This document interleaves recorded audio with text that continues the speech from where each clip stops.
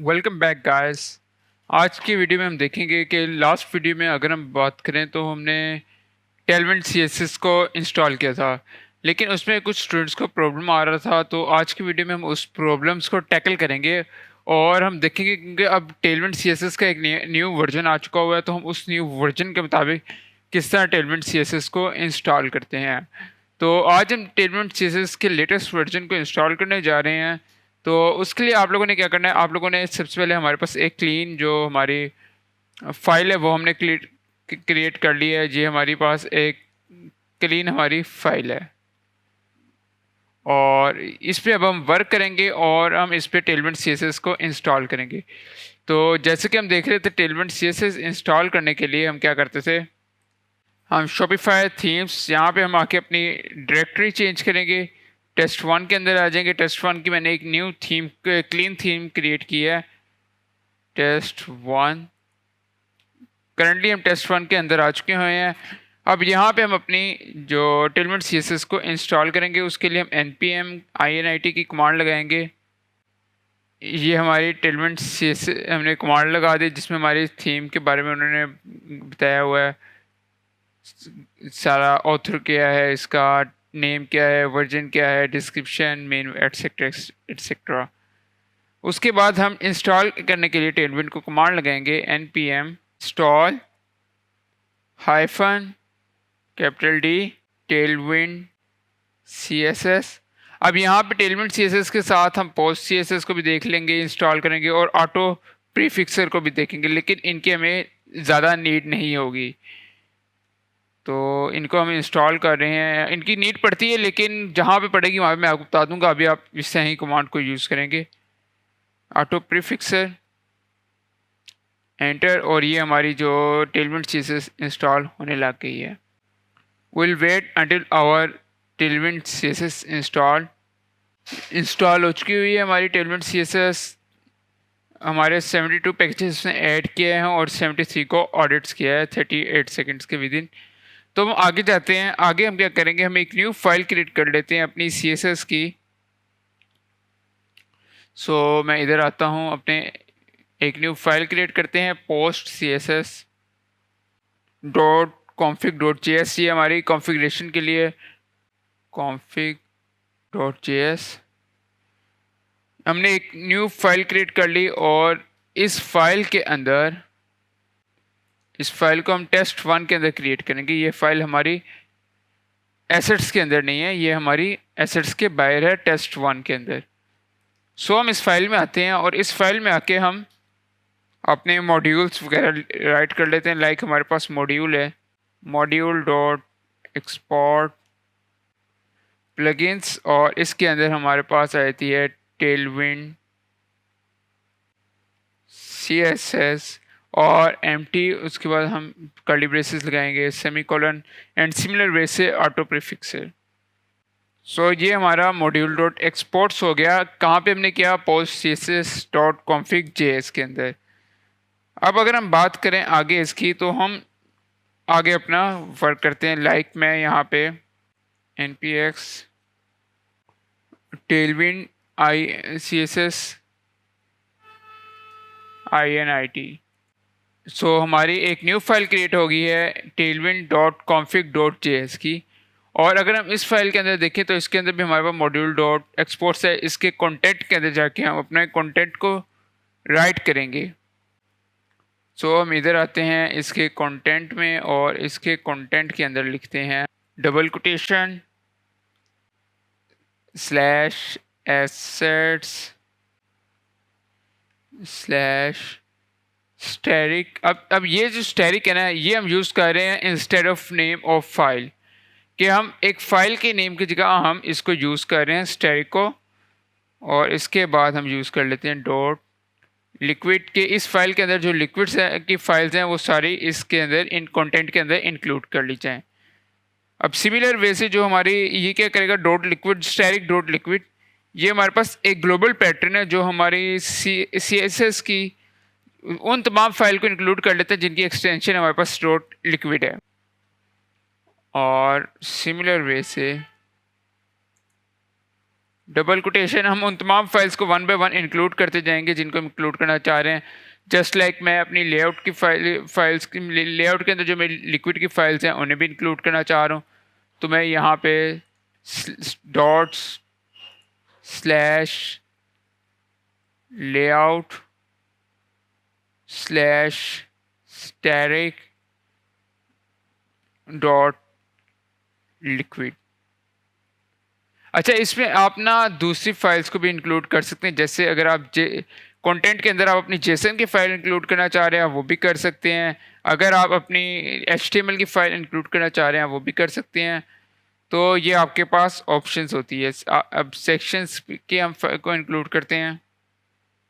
Section slash static dot liquid dots.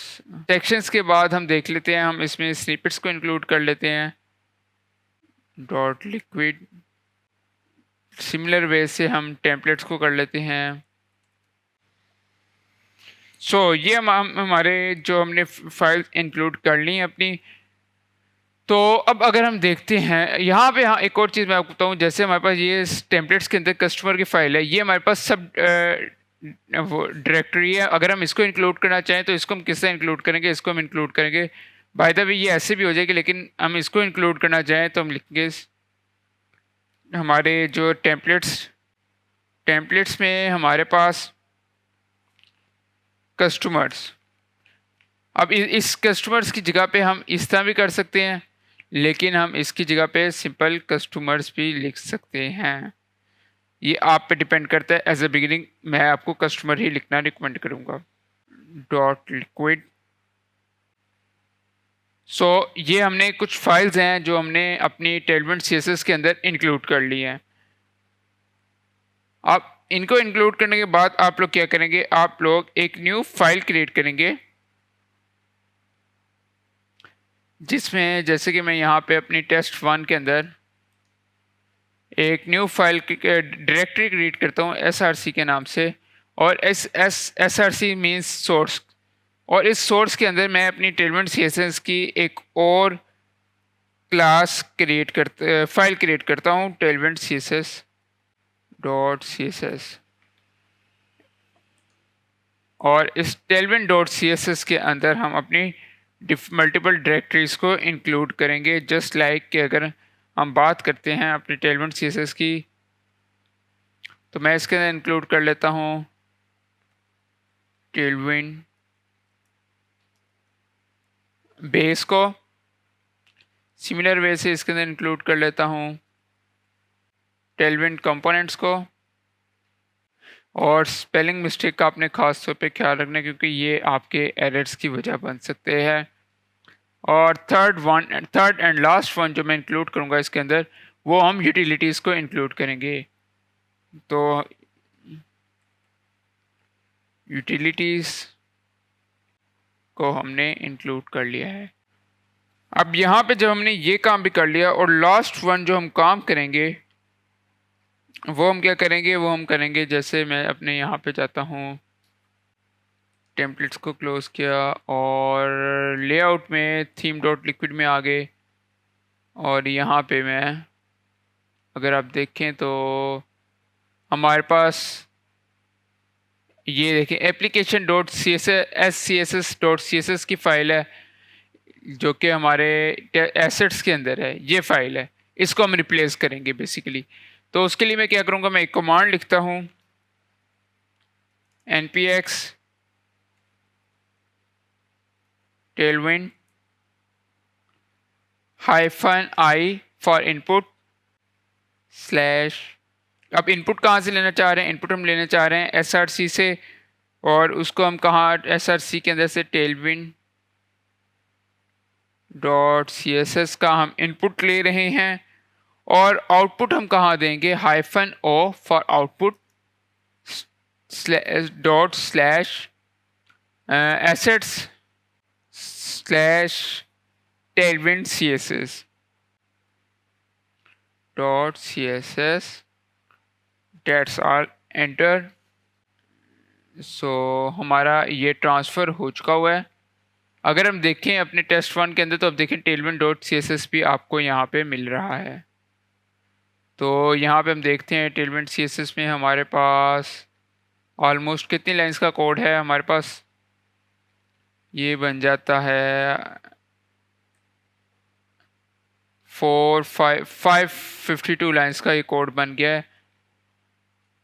तो अब हम क्या करेंगे, हम इसको अपने थीम डॉट लिक्विड के अंदर इंक्लूड करवाएंगे। कैसे, हम यहाँ पे एक छोटा सा काम करते हैं, एप्लीकेशन की जगह हम लिख देते हैं Tailwind dot C S S control save. हम इसको सेव कर लेते हैं और उसके बाद हम लास्ट काम क्या करते हैं, अब हमारे पास काफ़ी फाइल्स ऐसी हैं जो हमारे पास पिछले प्रोजेक्ट के अंदर थी लेकिन इस प्रोजेक्ट में नहीं है। जस्ट लाइक कि अगर मैं बात करूं यहाँ पे कि मैं अपने बॉडी पार्ट में जाता हूँ, मेरा बॉडी पार्ट है, इसके अंदर मैं क्लास ऐड कर लेता हूँ बीजी ग्रे। अब ये जो हम ऐड कर रहे हैं, क्लास ऐड कर रहे हैं, ये बेसिकली हमारी किसकी क्लास है, ये हमारी टेलविंड सीएसएस से हमारे पास आ रही है -10 py20 ऑटो। और इधर हम क्या करेंगे, तो डेट्स ऑलराइट, सेव करता हूँ मैं इसको। तो इसको सेव करके हम आ जाते हैं अपने Tailwind dot C S S में, और यहाँ पे अगर मैं कंट्रोल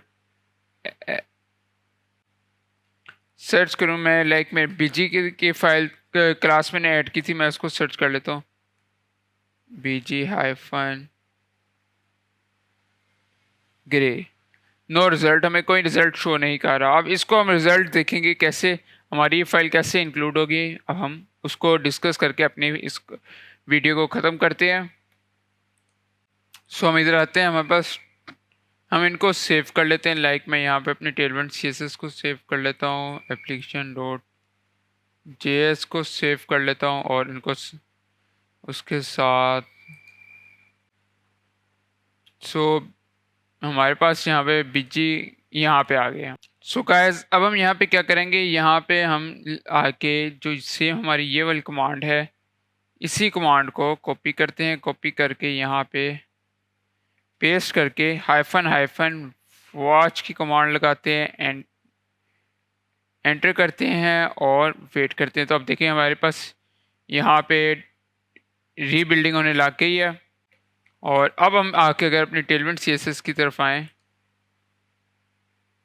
और यहाँ पे हम देखें तो हमारे पास बीजी ग्रे डॉट 700 की फाइल्स आपको मिलने लग गई हैं, px10 की भी आ गई, py20 भी आ गई है। तो ये हमारी फाइल्स ऐड हो गई हैं। ये किस तरह ऐड हुई हैं, ये हमारी Tailwind dot C S S के थ्रू ऐड हुई हैं। और अगर आप इनको चेक करना चाहें तो आप हाइफन हाइफन वॉच लगा के इनको चेक कर सकते हैं।